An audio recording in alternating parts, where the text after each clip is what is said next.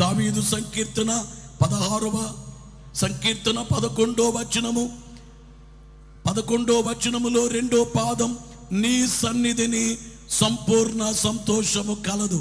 ఈరోజు message title ఏమిటంటే దైవ సన్నిధి. అందరూ పలకండి, దైవ సన్నిధి. సన్నిధి అనే మాట 2 భాగాలుగా చేయొచ్చు. సన్నిధి, సత్నిధి. సత్నిధి, సత్నిధి అనేదే సన్నిధి. సత్, సత్ అనే మాటకి అర్థం ఏమిటంటే మంచి అని అర్థం. సత్ అనగా మంచి. మంచి. గమనించే మాట ఏమిటంటే నిధి. నిధి అంటే బ్యాంకు. బ్యాంకులో చాలా డబ్బులు ఉంటాయి కదా, బ్యాంకులో డబ్బులు ఉంటాయి. నిధి, కొంతమంది ఇంట్లో డబ్బులు ఉన్నాయి, ఇక్కడ బంగారం ఉంది, వజ్రాలు ఉన్నాయి మీ ఇంట్లో. మీకు 10,000 ఇస్తే ఈ వజ్రాలు తీస్తాం, నిధి ఉంది అంటారు. వట్టిదే, నమ్మకండి. వాళ్ళకి తెలిస్తే 10,000 మనల్ని ఎందుకు అడుగుతారు? వాళ్ళకి నిధి ఎక్కడుందో తెలిస్తే వాళ్ళే తవ్వుకుంటారు, మనకెందుకు చెప్తారు? అవన్నీ నమ్మకండి. నాతో చాలా మంది చెప్పారయ్యా మా ఇంట్లో నిధి ఉందట అని. ఒకళ్ళు 36 లక్షలు ఖర్చు పెట్టారు. వచ్చినటువంటి భూత వైద్యులకి 36 లక్షలు ఇచ్చారు డబ్బులు చేసి. నన్ను ఏమడుగుతున్నారంటే, పాస్టర్ అయ్యా మా ఇంట్లో నిధి ఉందట, మీరు వచ్చి ప్రార్థన చేయండి అన్నారు. ఆ నిధి బయటికి తీయటానికి మీరు వచ్చి ప్రార్థన చేయండి అని అన్నారు. మీ మీద మాకు నమ్మకం ఉంది, ఎందుకంటే మీరు ఎక్కడికి వెళ్ళినా కానుక తీసుకోరట. ఏ ఇంటికి వెళ్ళినా, ఏ మీటింగ్కి వెళ్ళినా కానుక తీసుకోరు. కాబట్టి మీరు ఎలాగ ఆశించరు కనుక అందరు ఆశించిన వాళ్ళు మీరు వచ్చి ఆ నిధి తీసేయమని అడిగారు. నేను చెప్పాను, మీ ఇంట్లో నిధి లేదు, ఒక పని చేయండి, మంచి నిధి మీకు చెబుతున్నాను, సత్యనిధి. ఆ సత్యనిధి ఏమిటంటే సన్నిధి అనబడేటువంటి నిధి. సన్నిధి అంటే ఏంటంటే మీ ఇంట్లో మీరు మోకాళ్ళపై ఉండి మోకరించి 2 చేతులు జోడించి దేవుని వైపు మీరు చూస్తే, దేవుడు ఐశ్వర్యవంతుడు, దేవుడు ధనవంతుడు. ఆయన్ని మించిన ధనవంతులు ప్రపంచంలో ఎవరు లేరు. ఆయన భూమి ఆకాశాలు, ఆకాశ మహాకాశాలు సృష్టించిన ధనవంతుడు. అన్ని ఆయనవే. ఏలయనగా ఆకాశమందున్నవియు భూమి అందున్నవియు దృశ్యమైనవి కాని అదృశ్యమైనవి కాని అవి సింహాసనములైనను ప్రధానులైనను ప్రభుత్వములైనను సర్వం యేసుక్రీస్తు వారి ద్వారా కలిగాయి. కాబట్టి ఆయన ఐశ్వర్యవంతుడు. బోలో యేసు మహారాజుకు. కనుక మీకు చెప్పేది ఏంటి, నేను చెప్పాను, ఆ కుటుంబంతో మీరు మోకాళ్ళుని మీ ఇంట్లో కన్నీళ్లు కార్చి ప్రార్థించండి. మీ ఇంట్లోకి గొప్ప నిధి వస్తుంది. ఆ నిధి ఏమిటంటే యేసుక్రీస్తు అనబడేటువంటి నిధి మీకు వస్తుంది. నిధి. బోలో యేసు మహారాజుకు. కరెక్టా కాదా? నేను చెప్పేది కరెక్టా అబద్ధమా? ఏ నిధి? యేసు ప్రభువే నిధి. అన్నిటికంటే గొప్పవారు ఆయనే. ధనము కంటే, వజ్రాల కంటే, వైడూర్యాల కంటే, రత్నాల కంటే, అన్నిటికంటే మించినటువంటి యేసుక్రీస్తే మన యొక్క నిధి. అందరూ జాగ్రత్తగా వినాలి. ఆ నిధిని, యేసుక్రీస్తు అనే నిధి సంపాదించుకోవటానికి తెలివి ఉండాలి. తెలివి, అందరికీ తెలివి ఉండాలి. అందరూ జాగ్రత్తగా వినాలి. ఆ నిధిని ఎలా సంపాదించాలి? ఎలా సంపాదించాలంటే సన్నిధి చేయాలి. సన్నిధి. ప్రియులారా, సన్నిధిలో ఇందా చదువుకున్నటువంటి వచనములో వ్రాయబడిన మాట ఏమిటంటే నీ సన్నిధిని పెడతారా? వచనాన్ని దావీదు గారు ఏమంటున్నారంటే నీ సన్నిధిని సంపూర్ణ సంతోషము కలదు. నీ సన్నిధిని సంపూర్ణ సంతోషం. ఏముందట? గమనించే మాట ఏమిటంటే మీ సన్నిధిలో సంపూర్ణ సంతోషము కలదు. ఈవేళ మనిషి సంతోషము కొరకు తాగుతున్నాడు. సంతోషము అవన్నీ క్షణికానందాల కొరకు మత్తుడై ఉంటున్నాడు. పురుషులకి చెప్తున్నా, నీ సంపాదన ఒకవేళ నీవు వైన్ షాపుకి పెడుతున్నావేమో, సిగరెట్లకి పెడుతున్నావేమో, ఆ సిగరెట్ డబ్బులే నీ కూతురు మీద బ్యాంకులో వేయి, ఫోన్ పేలో పంపించాయి నీ కూతురు నెంబర్కి, నీ కుమారుడికి వేసయ్యా డబ్బులు. ఆ డబ్బు నువ్వు ఖర్చు పెడుతున్నావేమో, తాగుబోతుగా ఉన్నావేమో. అదే ఏ ఆనందం? క్షణికానందం. కొందరు వ్యభిచారం చేస్తున్నారు, అదేమనాలి? క్షణికానందం. గమనించే మా వేశ్యల దగ్గరికి పాప కార్యాలు చేస్తున్నారు, క్షణికానందం. డ్యాన్సులు వేస్తున్నారు ఏవో క్లబ్బులో, ఏవో మరి అవన్నిటికి నగరాల్లో చాలా మంది అబ్బాయిలు వెళ్ళి అందులో ఉంటారు, డ్యాన్సులు వేస్తూ త్రాగుతూ. ఏముంది అందులో? వాళ్ళకి మనశ్శాంతి ఏముంది? తాగి తిరిగి డ్యాన్సులు వేసి ఏది శాంతి? అయిపోయిందే, డబ్బులు అయిపోయాయే. అంతేకాదు జీవితం అయిపోతుంది, ఆరోగ్యాలు పాడైపోతున్నాయి నిద్ర లేని వల్ల. కానీ దేవుని సన్నిధిలో సంపూర్ణమైనటువంటి సంతోషం ఉంది. దేవుని సన్నిధిలో సంపూర్ణ సంతోషం. బోలో యేసు మహారాజుకు. ఈ సంపూర్ణమైన సంతోషాన్ని మీరందరూ పొందాలని, మీ అందరికీ సంపూర్ణ సంతోషం దేవుడు మెండుగా అనుగ్రహింప చేయునుగాక. ప్రభునందు ప్రియులరా, ఈ సన్నిధిలో మొదటి విషయం ఏమిటంటే దేవుని సన్నిధి నరుల యొద్దకు వచ్చుట. అందరూ జాగ్రత్తగా వినాలి. దేవుని సన్నిధి నరుల యొద్దకు వచ్చుట అనగా ఓ మాటలో చెప్పాలంటే దేవుడు నరుల వద్దకు రావడం. దేవుడు నరుల వద్దకు రావడం. పరమందున దేవుడు, దివ్య లక్షణాలు కలిగిన దేవుడు, పరిశుద్ధుడు పరిశుద్ధుడు పరిశుద్ధుడని స్తుతించబడే దేవుడు నరుల వద్దకు రావడం. మన బైబిల్లో అనేకమైనటువంటి ఎగ్జాంపుల్స్ మనము చూడవచ్చు. ఏదేను వనములో దేవుడు ఆదామవ్వలు ఉండేవారు. చల్లపూట దేవుడు ఏదేను తోటలోకి వచ్చేవారు. అంటే దేవుని సన్నిధి ఏదేనులోకి వచ్చేది. దేవుని సన్నిధి ఏదేనులోనికి అనగా ఆదామవ్వలో వాళ్ళిద్దరి మధ్య దేవుడు ఉండేవారు. ఎంత బాగుండేదో! ఇద్దరి మధ్య దేవుడు ఉండి మాట్లాడి, వాళ్ళ మాటలు దేవుడు విని, దేవుడి మాటలు వాళ్ళు విని, వాళ్ళు చెప్పే కబుర్లన్నీ ఆదామవ్వలు చెప్పే కబుర్లు దేవుడు విని, ఎంత బాగుంటుంది చూడండి. దేవుడు అంటే ఎంత గొప్పవారు, పరిశుద్ధుడు, దివ్య లక్షణాలు కలిగిన వారు. ఆ దేవుడు ఏదేను తోటలోకి వచ్చేసేవారు. ఆదికాండము 3:8 చల్లపూటను ఆదామును అతని భార్యయు తోటలో సంచరించుచున్న దేవుడైన యెహోవా స్వరమును వినాలి. గమనించే మాట ఏమిటంటే తోటలోకి ఎవరు వచ్చారు? దేవుడు వచ్చారు.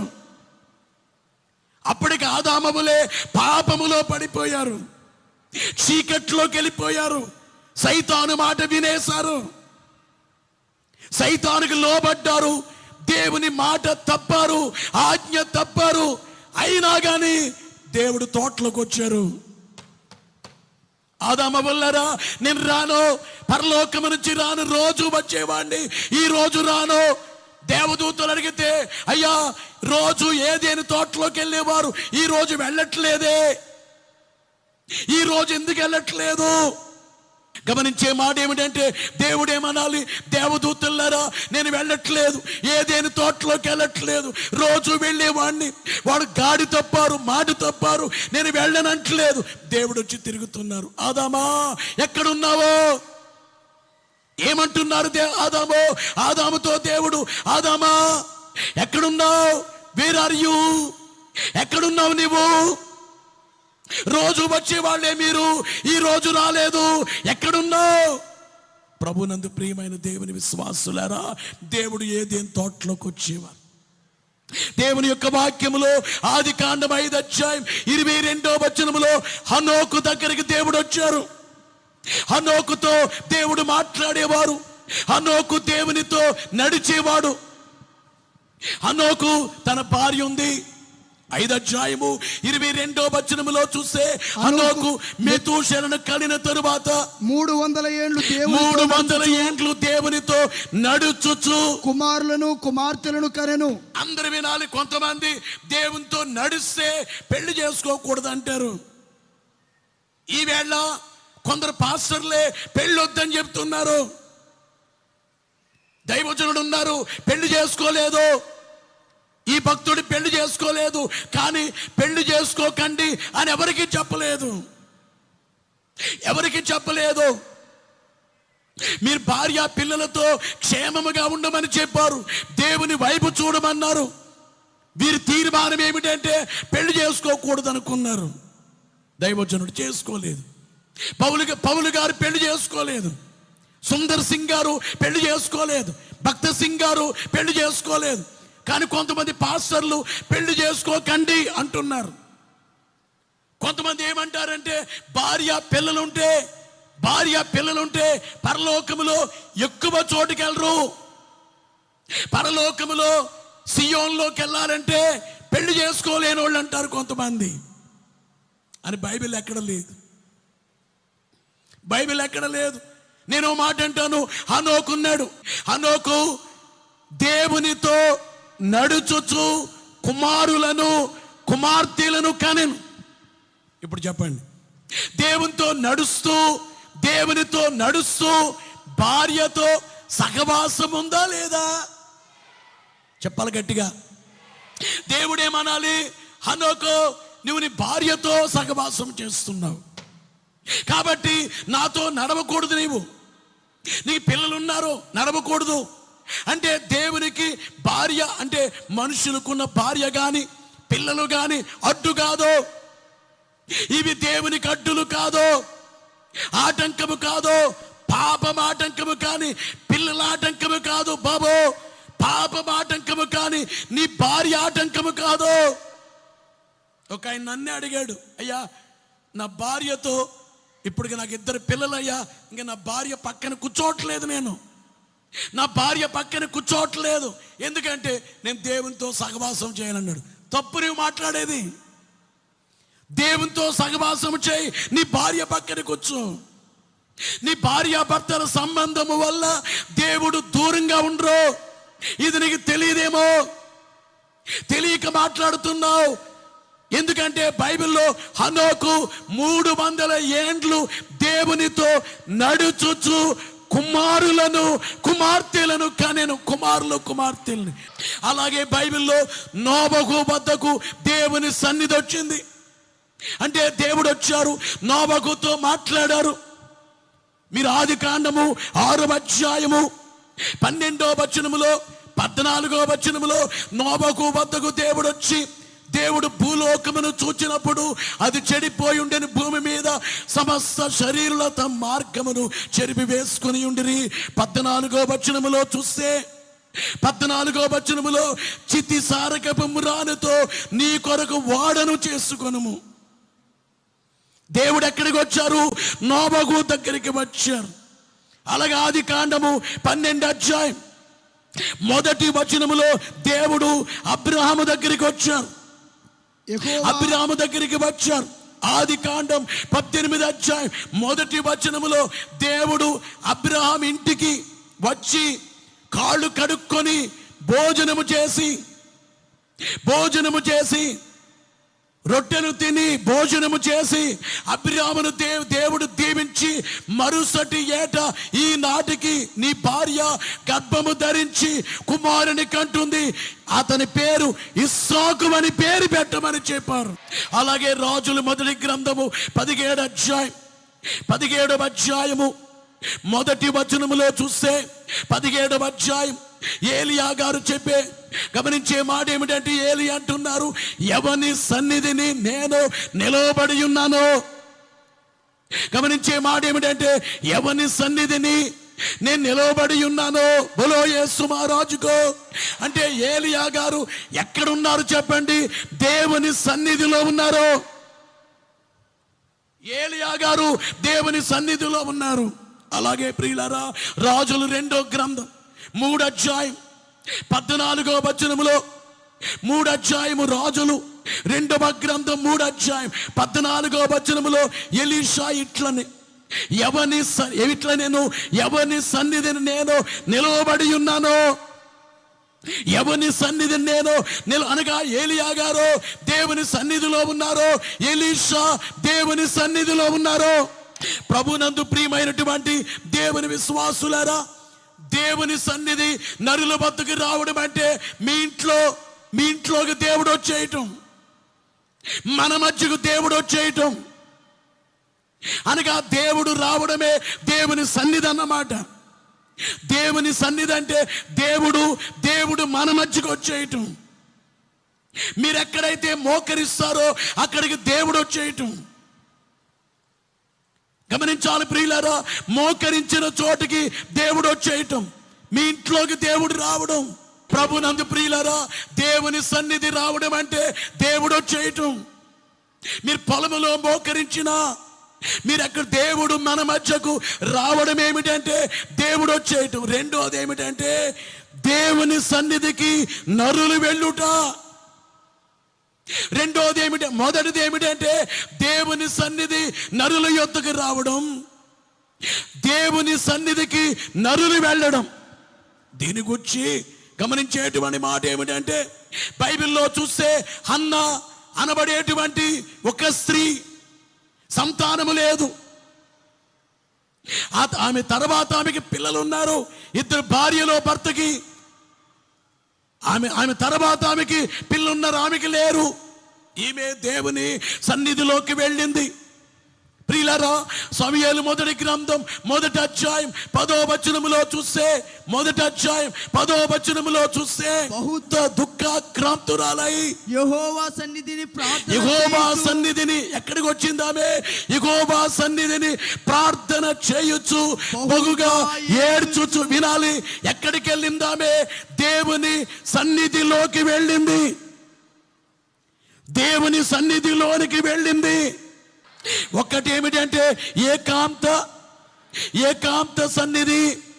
ఆది కాండము 32వ అధ్యాయం 24వ వచనములో చూస్తే, 32:24వ వచనములో వ్రాయబడిన మాట మనము చూస్తే, యాకోబు ఒక్కడు మిగిలిపోయెను. వినాలి, బలో యేసు మహారాజుకో.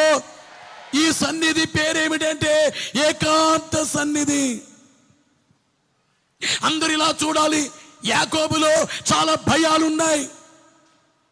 కారణం ఏమిటంటే వాళ్ళ అన్నగారు పొందే దీవెనలు పొందేసి వెళ్ళిపోయాడు.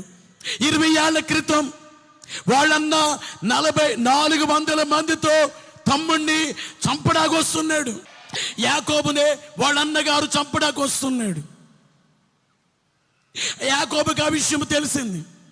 తన భార్యల్ని, దాసదాసుల్ని, గొర్రెల మందల్ని, మేకల మందల్ని పంపించి ఒక్కడే మిగిలిపోయాను. యాకోబు ఉద్దేశం ఏమిటంటే దేవుని సన్నిధిలో నేను ఉండాలి. ఈ మిగిలిపోయిన చోటు, ఈ అబ్బోకు రేవు దగ్గర నేను ఒక్కడే ఇక్కడ దేవునితో నేను గడపాలి. నాకు వచ్చిన శ్రమే ఈయనే పోగొట్టాలి. ఈ సమస్య దేవుడే పరిష్కారం చేస్తారు. యాకోబు ఒక్కడే మిగిలిపోయాడు దేవుని సన్నిధిలో, ఒక్కడే. ఈ వేళ మీకు చెబుతున్నా, మీ ఇంట్లో పరిస్థితులు, యాకోబుకు వచ్చిన శ్రమ, అన్న చెప్పబోతున్నాడు, అది విడిచిపెట్టేయండి. నీకేముంది?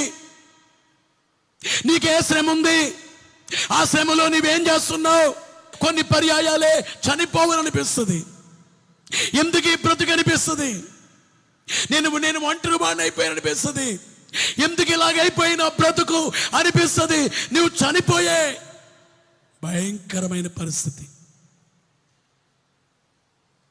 చనిపోవాలి ఇంక నేను. ఇక్కడ మా సోదరు ఒకరు ఉన్నారు, చనిపోవాలి. ఇప్పుడు అమెరికాలో జాబ్ చేయటం జరుగుతుంది. నేను అలాగే చనిపోవాలి. అమ్మగారు నేను మాట్లాడడం వద్దు వద్దు, ఆ మాట అనొద్దమ్మా, చనిపోవాలనుకో. నీ జీవితాన్ని దేవుడే నిలబెడతారు, నీ జీవితాన్ని దేవుడు చక్కపరుస్తారు. యేసు వైపు చూడు. ఎటు పోబలయనో నేనెరుగని దాననై కటకటయని ఏడవ, కటకటని ఏడుస్తున్నావు. నీకు మార్గం ఏమిటంటే దేవుడు నీ మార్గాన్ని చక్కబెట్టేటువంటి దేవుడు, నిన్ను సరిచేసే దేవుడు, నిన్ను ఆశీర్వదించే దేవుడు. మీలో ఎవరైనా కానీ నేను చావాలి, నా బ్రతుకొద్దు అనే వాడికి చెప్పేది ఏమిటంటే, యాకోబు ఒక్కడే దేవుని సన్నిధిలో ఉన్నాడో, దేవుని వైపు చూస్తున్నాడో, దాని పేరు ఏకాంత సన్నిధో. నీ ఇంట్లో నీ ఒక్కదానివే, నీ కాలేజీలో నువ్వు, నీ రూములో నువ్వు, హాస్టల్లో ఉండే నీవు దేవునితో గడిపితే ఖచ్చితంగా ఆశ్చర్య కార్యాలు నువ్వు చూస్తావు. ఆశ్చర్య కార్యం ఏం చూచాడు యాకోబును చంపడానికి అన్నగారు కత్తులు పట్టుకుని 400 మందిని తీసుకుని బయలుదేరొచ్చిన అన్న ఏం చేశాడు? యాకోబునే కౌగలించుకొని, తమ్ముండే కౌగలించుకుని ఏడ్చేటట్టుగా దేవుడు చేశారు. ఎంత గొప్ప మార్పు! యేసు ప్రభు నన్ను ఎన్నడూ విడిచిపెట్టారు, ఒక్కడే మిగిలిపోయాడు. ఆ సన్నిధి పేరు ఏమిటంటే ఏకాంత సన్నిధి. దేవునికి మహిమ కలుగును గాక. రెండోది ఏమిటంటే ధ్యాన సన్నిధి. దావీదు సంకీర్తన 143వ సంకీర్తన 5వ వచనం, 143 5వ వచనములో చూస్తే, 143వ సంకీర్తన 5వ వచనములో, నీ క్రియలన్నయు ధ్యానించుచున్నాను, నీ క్రియలన్నయు ధ్యానించుచున్నాను. ధ్యాన సన్నిధి అంటే ఇలా చూడండి, మీ ఇంట్లో గదిలోకి వెళ్ళి, లేక మీకు తోట ఉంది, ఆ తోటలోకి వెళ్ళి, మీకు పొలం ఉంది, పొలములోకి వెళ్ళి, మీ ఇంట్లోనే లేకపోతే ఆ గదిలో మోకరించి దేవుని క్రియలే ధ్యానించటం ధ్యానం. దేవా మీరెంతటి గొప్పవారో, మీరు పరిశుద్ధులు, మీరు ప్రేమామయులు, మీరు శక్తివంతులు, మీరు దివ్య తేజులు, నీతి సూర్య తేజమా, జ్యోతి రత్న రాజమా, పాతగజన రక్షక, పతిత పావన నామక మీకే స్తుతి. మీ క్రియలన్నీ అంటే మీరు చేసినటువంటి కార్యములన్నీ నేను ధ్యానిస్తున్నాను. మీరు చేసిన కార్యాలన్నీ గుర్తు చేసుకున్నాను. మీరెంత గంభీరమైన వారో, ఈ సృష్టిని మీరు కలుగు చేశారో అది గుర్తు చేసుకున్నాను. మానవాళి కొరకు సిలువేయబడ్డారు, రక్తము కాచారు, మానవుల్ని పాపుల్ని పవిత్రులుగా మార్చారు. మీ క్రియలన్నీ నేను గుర్తు చేసుకొనుచున్నాను, మీ బోధలన్నీ నేను గుర్తు చేసుకొనుచున్నాను, మీ కార్యములన్నీ నేను గుర్తు చేసుకొనుచున్నాను. ప్రభునందు ప్రియులారా, మీ అందరికీ చెప్పే మాట ఏమిటంటే, దేవుని యొక్క సన్నిధి, ఈరోజు మీరు తెలివైన వాళ్ళైతే ఈ వేళ విన్న వాక్యాన్ని మీరు గుర్తు చేసుకొని మోకాళ్ళ మీద ఉండి, ఈ రోజు విన్న వాక్యం అంతా మీరు మోకాళ్ళ మీద ఉండి, ఆ మోకరించి నీవు ఆ వచనాల్ని, ఆ వాక్యాల్ని ధ్యానము చేస్తే, ఒకటి దేవుని సన్నిధి, దేవుని సన్నిధి నరుల యొద్దకు వచ్చుట. 2 దేవుని సన్నిధికి నరులు వెళ్ళుట. ఒకటి ఏకాంత సన్నిధి, రెండోది ధ్యాన సన్నిధి. ఇవన్నీ గుర్తు చేసుకుని మోకాళ్ళ మీద ఉండి ఈ కార్యాలన్నీ జ్ఞాపకం చేసుకుంటే ఆ సన్నిధి పేరేమిటంటే ధ్యాన సన్నిధి. ధ్యాన సన్నిధి, ధ్యాన సన్నిధి. బోలో యేసు మహారాజుకు. మీ అందరికీ తెలుసు, మీరు ధ్యానం, ఈ గుత్తిలో ధ్యానం, 7 మెట్ల ధ్యానం, అంతకంటే ముందు క్రిస్మస్ ధ్యానం, రెండోది సిలువ ధ్యానం, మూడోది రెండవ రాకడ ధ్యానం. నాలుగోది 7 మెట్ల ధ్యానం. ధ్యానములో దేవుని వైపే మనోనేత్రము కలిగి దేవుని వైపే, దేవుని సన్నిధి. మొదటిది ఏమిటంటే ఏకాంత సన్నిధి. గట్టిగా చెప్పేయండి, ఏకాంత. రెండోది ఏమిటంటే ధ్యాన సన్నిధి, ధ్యాన సన్నిధి. మూడోది ఏమిటంటే కూట సన్నిధి, కూటం సన్నిధి, కూటం. 120 మంది కలిపి సన్నిధి కూటం. మేడగదిలో 120 మంది సన్నిధి కూటం ఏర్పాటు చేసుకున్నారు. 120 మంది దేవుని వైపు చూస్తున్నారు, ప్రార్థనలు చేస్తున్నారు, కనిపెడుతున్నారు. 120 మంది 10 రోజులు ఉన్నారు. ఆ సన్నిధి పేరు కూట సన్నిధి. ఆ 10వ రోజున జరిగిన కార్యం ఏమిటంటే పరలోకము నుండి వేగముగా వీచు బలమైన గాలి వంటి ధ్వని. అకస్మాత్తుగా వారు కూర్చుండి ఉన్న ఇల్లంతా నిండెను. మరి అగ్ని జ్వాలల వంటి నాలుకలు విభాగింపబడినట్టుగా వారికి కనబడి వారిలో ఒక్కొక్కరి మీద విరాలుగా అందరూ పరిశుద్ధాత్మతో నిండిన వారై వారికి వాక్శక్తి అనుగ్రహించిన కొలది అన్య భాషలతో మాట్లాడసాగిరి. దేవదాసయ్య గారు అన్నారు 120 మసిబొగ్గులు మేడగదిలోకి వెళ్ళి 10 రోజుల తర్వాత నిప్పు కణాలుగా బయటకు వచ్చాయి. 120 నిప్పు కణాలు. బలో యేసు మహారాజుకో. 10 రోజుల క్రితం 10 రోజులు వాళ్ళే మసిబొగ్గులు లాంటోళ్ళే. కూట సన్నిధి. అందుకనే మీ అందరికి చెప్పేది ఏమిటంటే కూటముగా మీ ఇంట్లో 7 మంది ఉన్నారు, మీరే కూటం. ఒక్కటి ఏమిటంటే ఏకాంత సన్నిధి, రెండోది ధ్యాన సన్నిధి, మూడోది కూట సన్నిధి, నాలుగోది ఏమిటంటే 7 సన్నిధి. దేవునికి మహిమ కలుగును గాక. నేను 4 చెప్పాను. ఏకాంత సన్నిధి, 2 ధ్యాన సన్నిధి, 3 కూట సన్నిధి, 4 7 సన్నిధి. ఎలాగైనా చేయండి, సన్నిధి చేయండి. ఆ రాకుమారుడి పక్కన పేదవాడు ఉంటే ఎంత భాగ్యము దొరికింది.